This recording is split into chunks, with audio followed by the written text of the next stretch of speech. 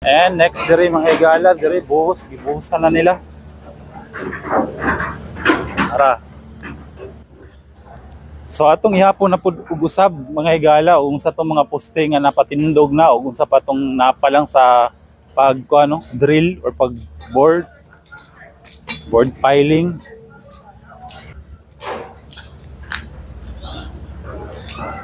At least gikan sa katong last na ko nga visit mga higala, dako na pud kayo ang ang ilahang mga na-accomplish no.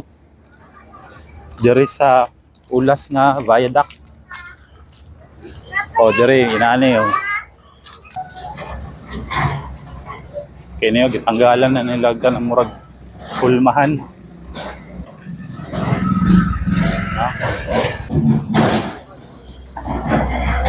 So mo na siya mga higala.